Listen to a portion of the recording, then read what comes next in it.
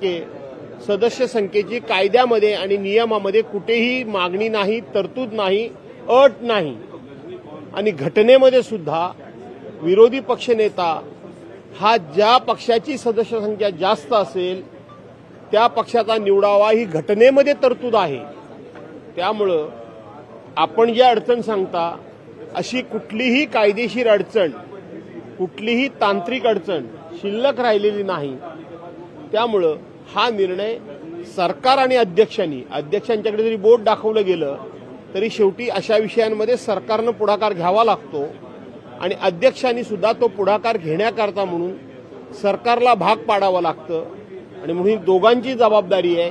त्यांनी जरी अध्यक्षांच्याकडे बोट दाखवलं सरकारनं आणि अध्यक्षांनी सरकारच्याकडे बोट दाखवलं तरी आम्ही काय अज्ञानी नाही, आम्ही काय अनभिज्ञ नाही. ही दोघांची जबाबदारी. नारायण राणे यांनी दिले होतं बहिष्कारासंदर्भात, त्यामध्ये तुमची सही नव्हती, त्याच्यामुळे कुठेतरी कुणाचा झाला की नाराज झाले मुख्यमंत्र्यांनी देखील तुमचा फोन केला.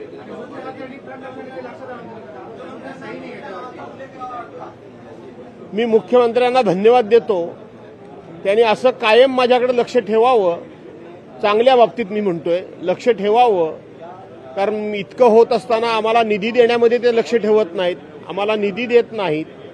आमचे जे हक्क आहेत ते आमचे हक्क आम्हाला मिळवण्याकरता अशाच पद्धतीनं ते पुढाकार घेताना दिसत नाहीत. त्यामुळं त्यांनी अशा पद्धतीचं माझ्यावर प्रेम दाखवलं. हे प्रेम त्यांनी माझ्यावर कायम ठेवावं अशी मी त्यांना विनंती करतो. नारायण राणे यांनी उद्धव ठाकरे यांच्यावर टीका केलेली आहे की राज ठाकरेंना उद्धव ठाकरेंनी जल्लोष त्रास दिला आणि त्यांच्यामुळेच त्यांना पक्ष सोडावा लागला आणि आता का लालघोटेपणा काय केला जातोय, अशा प्रकारचं टीका नारायण राणे उद्धव ठाकरे. असं आहे की नारायण राणेंना आताच राज ठाकरेंची जर काही प्रेम आलं असेल तर 8 दिवसापूर्वी मनसेचे नेते श्री प्रकाशजी महाजन यांनी नारायण राणेंना त्यांची जागा दाखवलेली आहे. तो जरा तुम्ही त्या क्लिप काढून व्हायरल करा. नारायण राणे यांनी राजसाहेब ठाकरेंबद्दल किंवा त्यांच्या मुलानं जे वक्तव्य केलं त्याबद्दल प्रकाश महाजन यांनी सांगितलंय नारायण राणे हा एहसान परामोश माणूस आहे असं प्रकाश महाजन म्हणाले. ते तुम्ही वक्तव्य काढून बघा. त्यामुळं मला असं वाटतं की त्यांनी दिलेलं उत्तर पुरेसं आहे.